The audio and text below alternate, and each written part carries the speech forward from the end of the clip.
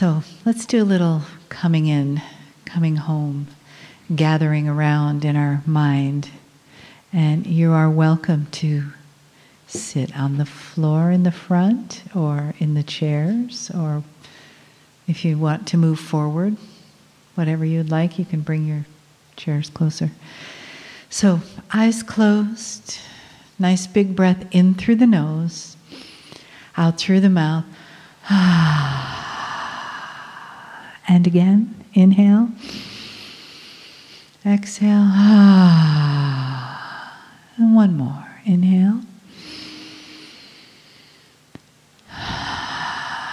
And then just let your face soften, your neck and your shoulders. And I invite you to just turn your palms up on your lap so that your palm chakras are open.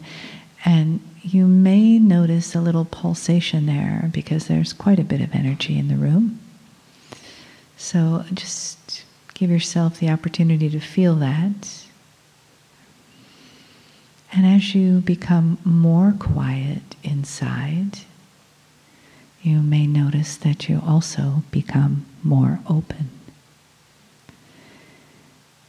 And you can begin to integrate everything that you've taken in today in parts and pieces that fit for you. And as you feel the energy of the room shift, morph, change, and engulf you with love, the love that Spirit has for all of us on this side of the veil and that side of the veil. Just let the opening take you into a place of deep peace. Greetings, dear ones. I'm Kryon of Magnetic Service. My partner steps aside, and it is his design to allow the window that is here to have me step through it,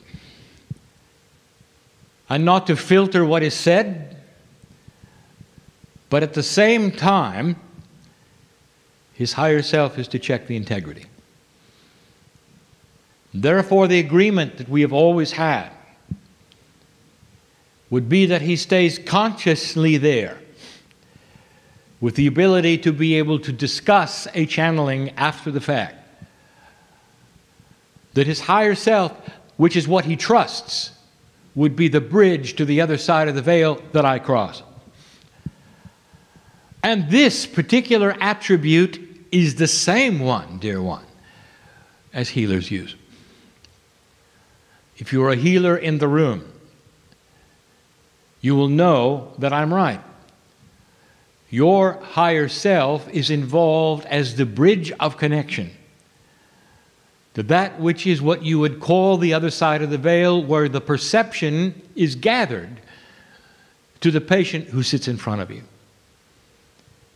This is the process of the reader, who understands and trusts his higher self enough to allow it to be the bridge, where he can read the quantum energy, even the Akash, of someone in front of him. And so the process that you see here right now is not that unusual. It is not that odd or strange. It is one that all of you have used. Even the one who has come who says, I am not a channeler, I never will be, I'm really not interested, has used it. And you call it intuition. That little spark that will keep you from moving forward instead will push you to the left or right. There's something about the energy and you follow it. Welcome to channeling. For it is the same process that you hear here. Only 23 years ago, my partner agreed that we would put together a bridge and build it together. One that was built with integrity, transparency, accuracy, and the love from the creative source. And when the bridge was finished and done, that he would be comfortable enough to step aside and let it be used for the traffic of information, especially after 2012. We bring things today which we said we would bring, which are difficult. Difficult because they are expanded information, difficult to understand, almost impossible to achieve at the moment. But it's information that will give you insight into what we would expect is next.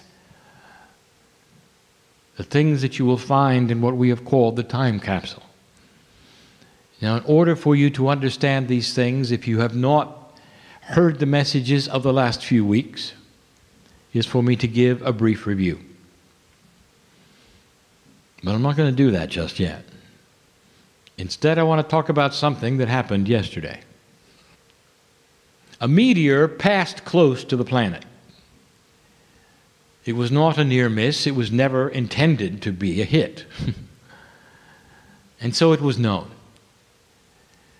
But this particular meteor actually came into what is called a sweet spot. There was no collisions with any satellites, any manned objects, and you have thousands of them in space. Instead, it passed right into a place where there was nothing at all and passed out again. And there would be those who would say, "What a coinky-dinky." And then there would be those on the other side of the veil who said, "You just had a visitor." The visitor was energy. Can you deny for a moment that that which happens close to the earth affects the consciousness of earth? When I tell you and have to expect a year of full moon, what does that mean to you?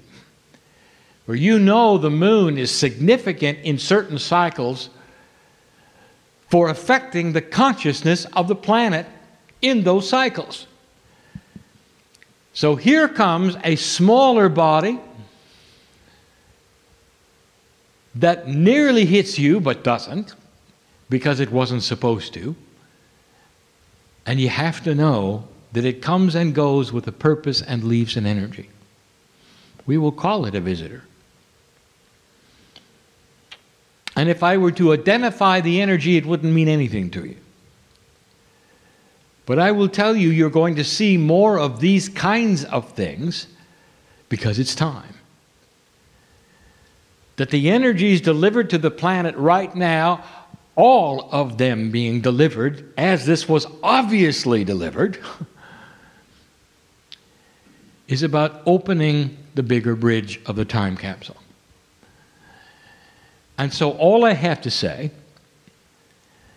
is that when you see these kinds of things occur, look at them differently than just something that took place physically in 3D.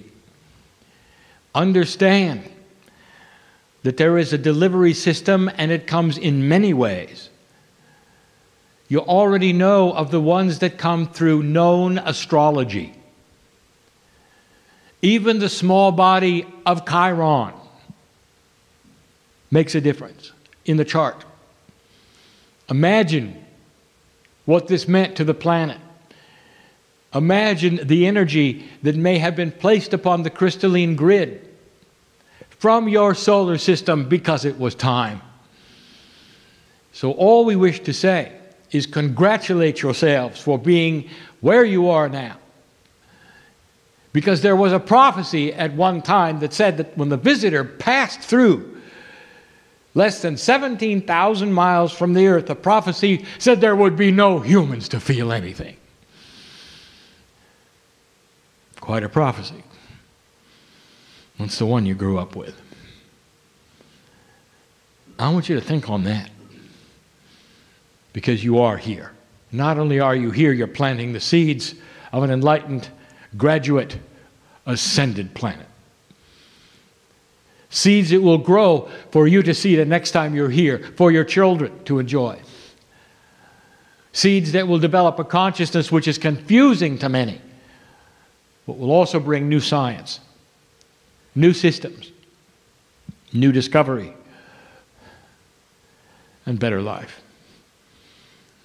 These things are going to happen slowly, we said that, dear ones, and they're going to pull upon the time capsule. The last 4 weeks we have given you many messages about the time capsule.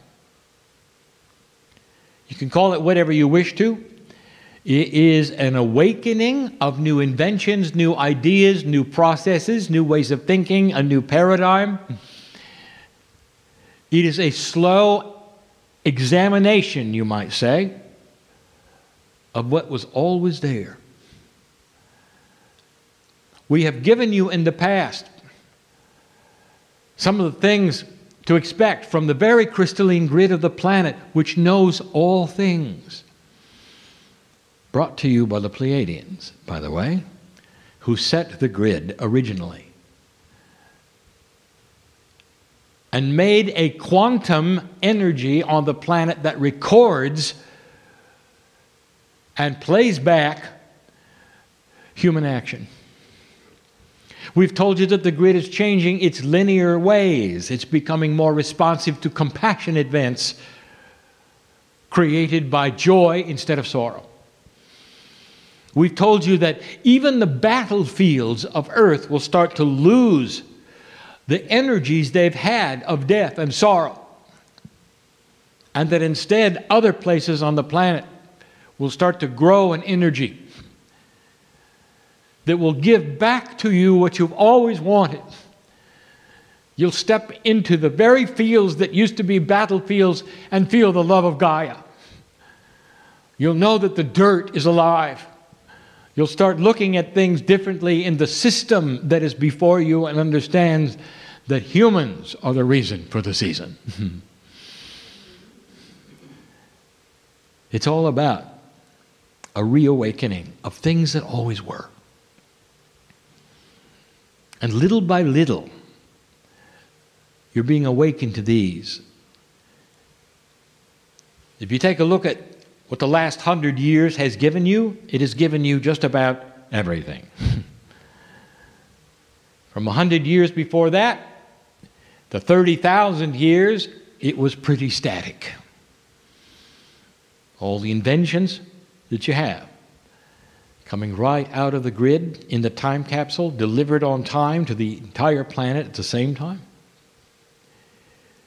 We talked about a famous inventor the last time. We talked about the way things are given to you as an example to what to expect. We told you that this year is a year of rest. That is not to say that you cannot begin things. It is just to say that it would be better off if you would rest between them.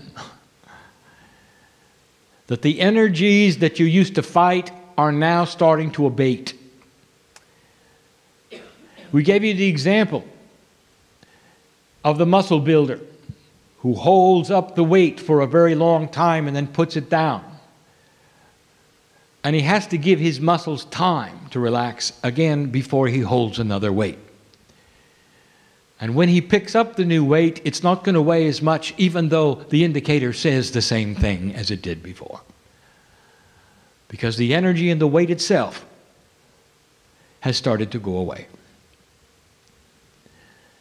And so the role of the old soul and the light worker begins to shape itself as the role of one who will bring an ascended energy eventually to the planet and begin to plant seeds you didn't expect.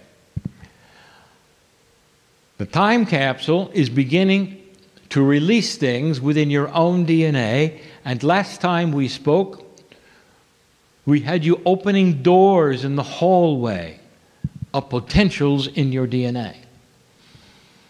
I would like to tell you of the potentials of 4 more doors that I don't want you to open because it's not time. But I want to tell you what to expect.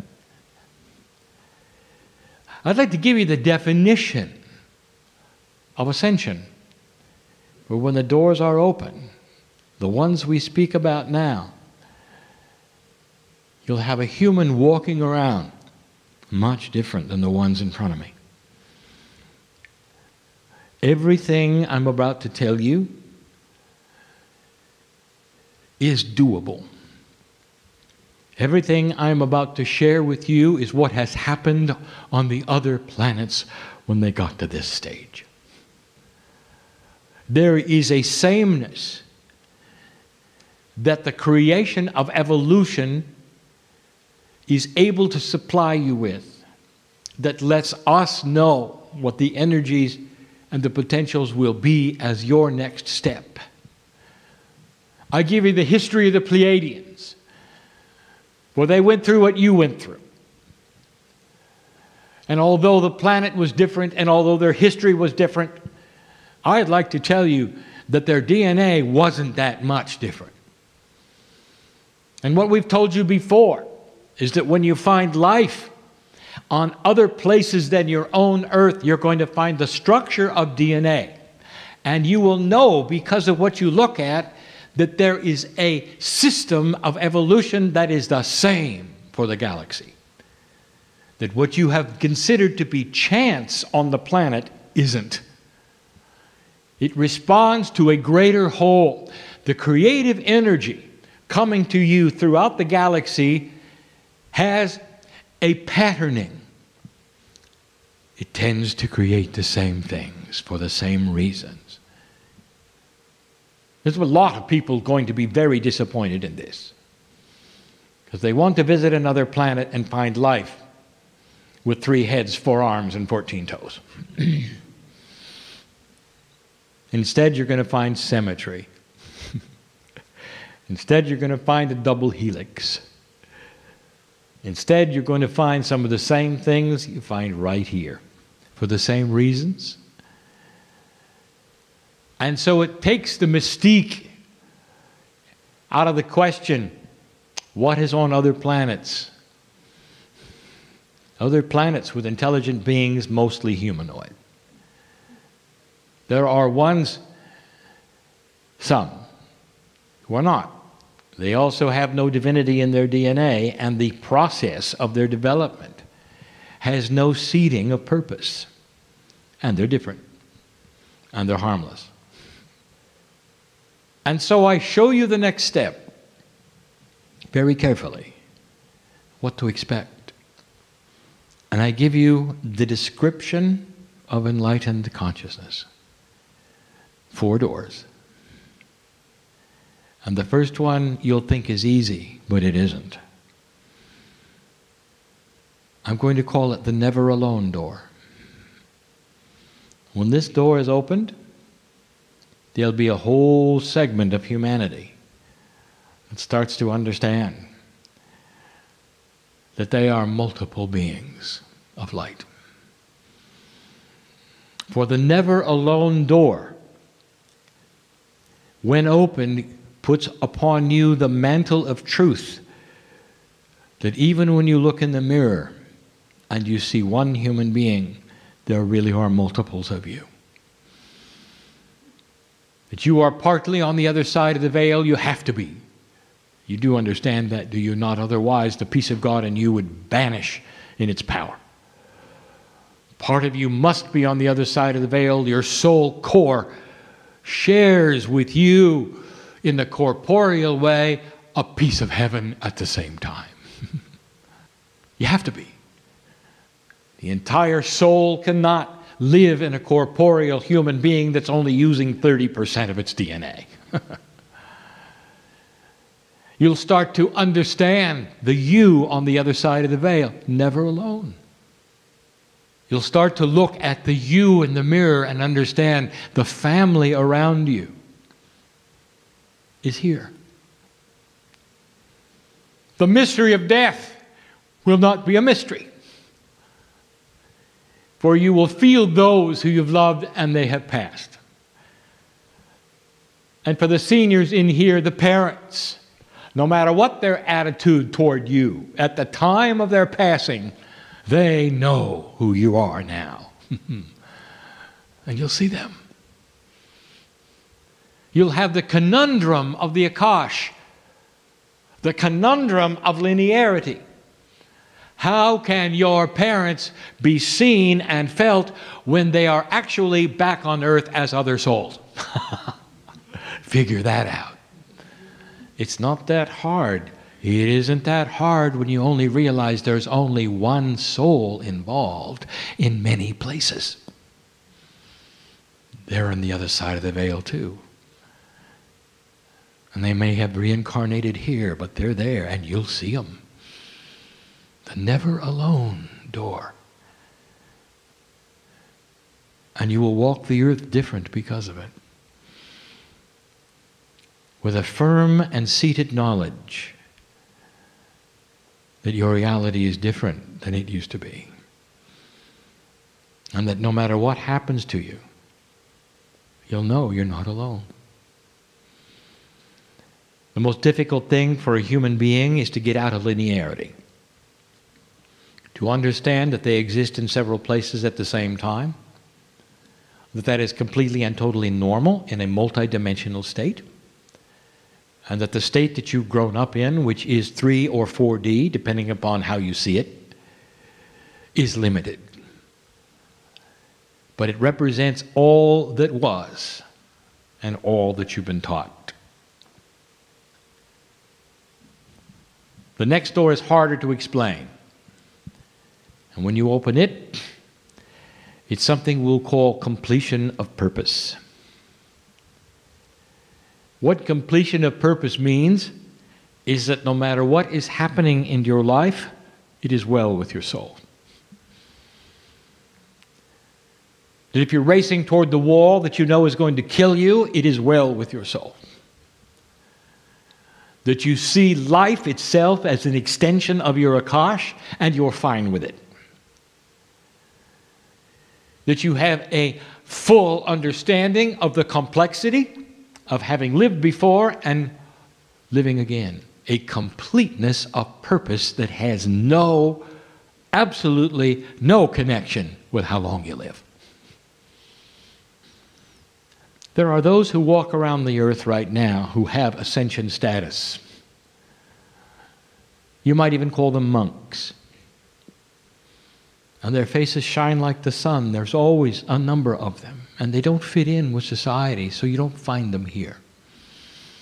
But they're around. Some of them have sequestered themselves with others. Some of them wear robes. In belief systems that you will say you are not in, but you are. And when you sit next to them, you will see the master energy in them. There's always a number of them. The planet, they have to be. It is all part of the accounting system of energy. And if you ask them about their lives and what they are feeling, they will look at you with this blank stare and they'll say, "Which lifetime do you mean?" And they will be accurate because they are looking at their lives as multiple.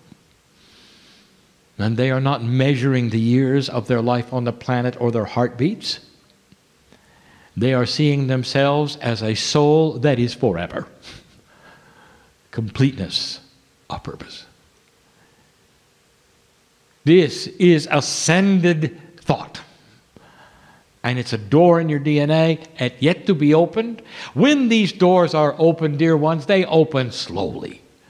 They don't fly open and you suddenly change. You grow into them. You learn into them. It may take you a decade to even know they exist, much less open the door. But you will open the door. Every graduate planet goes through this. The old energy represented by the seniors on Earth, who you know will never change, and you're right, will eventually die out because they will. And so there is an old guard, an entire wave of them that you'll simply have to wait for to leave. And they will. And you have to know that when they come back, dear ones, they're going to be born into an energy where the DNA is shaped differently, and they will not have the old energy they were carried back in here. Just so you know. And that is the promise of the future. That human nature itself is morphing and will be different. And we've told you this before. This is not new. The doors are. The future contains hope because of the cycle of life. The old energy captured by old consciousness, worshipped by old consciousness, invested with old consciousness, will eventually die. And when it is reborn with the same soul groups, there will be a breath of fresh air as they come in and learn what you know, old soul. It is the old soul's job to know these things and to water the seeds that have always been in your DNA. The third door is one of the most difficult. How do I explain this? It is where the human being can take 3 steps backwards for everything they have ever been taught and look at all things around them without any bias at all. And see clearly what is real, what is not real. What is accurate, what is not accurate. What kind of a human being do you know could step out of a belief system that was ingrained in them from birth and decide those kinds of things? I'll tell you, it's a human who opens that door. To start to evaluate God. What is it? Who is it? Is it like I was told or not? Is it bigger? Yes. Much. Is it different? Yes. Much. Is it singular? No. It is a piece of everything in the universe. The very term creative source, used lightly by many, is the description of the greatest source in the universe at the center of every galaxy, but a few. Mostly in spiral galaxies, for they are the ones that support mostly dual suns, allowing for the development of what you have here, which is the enhancement of the love of God. And you'd be able to see it. You take 3 steps back and say, is everything I've been told accurate? I don't tell you how hard that is for a human being to do, because you have to put aside everything you've ever been taught. By your friends, by your parents, by those around you, with the organizations around you. Do you realize that that is the definition of an ascended mind? Who can put aside the engrams of memory, the grooves that have been created in your brain for what you think is real and not real, to create a 0 point, a null zone, where your logic can come forward and look at everything as it is and not what you were taught it is? That is really a special door. And the reason it is so special is because it does not require a human being to die and come back before they see what's really there. The ability to change, almost be reborn, if you want, into a higher consciousness while remaining on the planet. You know why we give you this and why we tell you that door exists? Because you're about to have life extension. And we won't want you to live another 100 years with what you believe you were taught from. You must have the ability to do what human beings are not known for. An unbiased view of all that is, so that you can really take a look at the hand that's always been stretched out of your higher self that's come through the door, and you can start to list the attributes that you were never told were there. Number one, it's you. Number two, it's beautiful beyond belief. Number three, it has nothing to do with victimization. Number four, its hand is out because it wants you. Number five, it represents all that is. Knowledge, wisdom. It wants to take your hand. That's ascension. And the final door. And we close with this.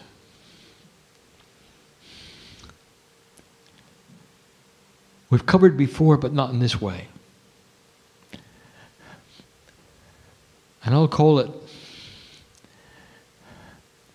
ancient remembrance. Old souls, you're your own ancestors, and in the beginning, you knew more than you know now. In the beginning, you even had DNA, which functioned at a higher percentage than now. The earth has gone through phases of time fractals where you destroyed yourselves.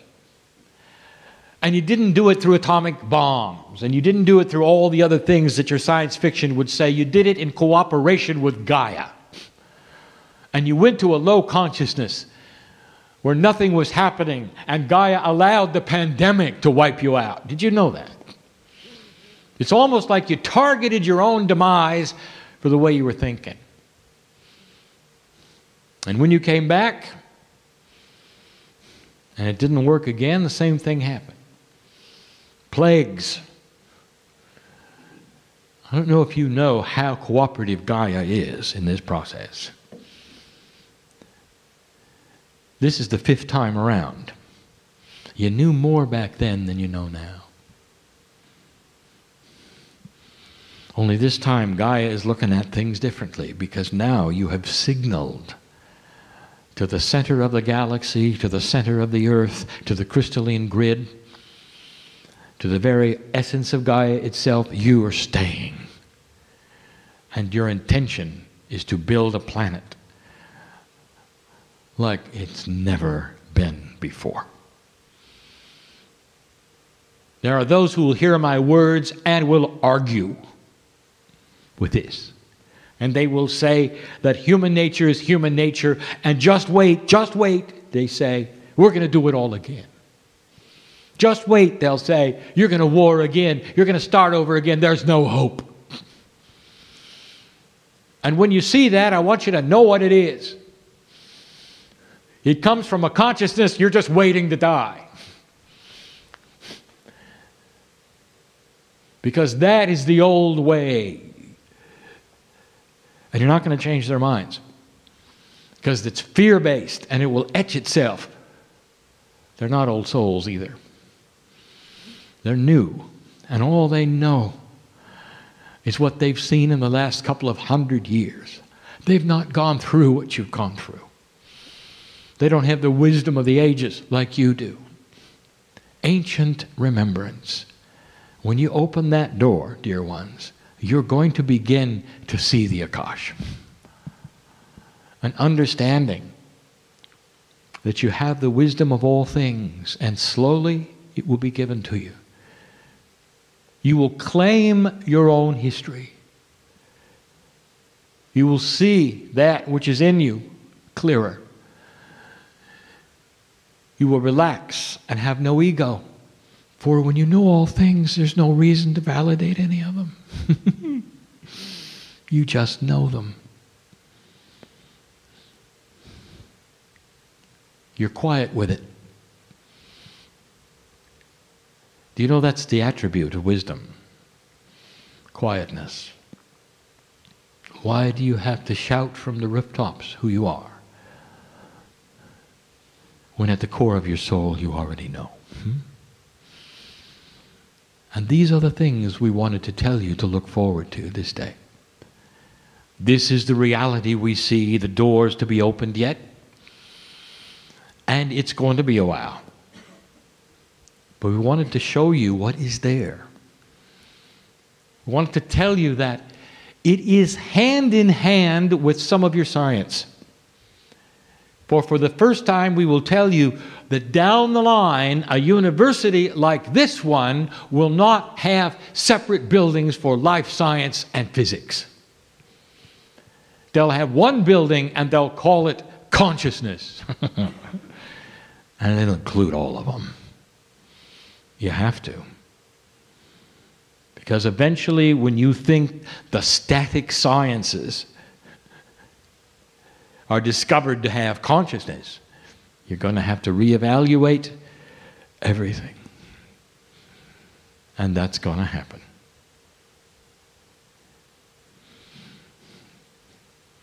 There are mammals right now on this planet who are laughing.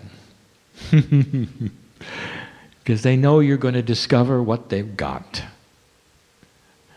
And so we will laugh with them as they swim in the oceans. Many of them with smiles on their face. And they say, wait till you find out what's inside us. And that's enough for now.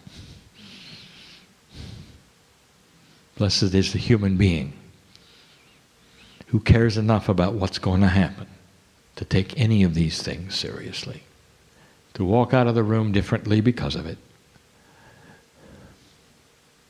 and know that this was the truth, and you can feel it because you expected it.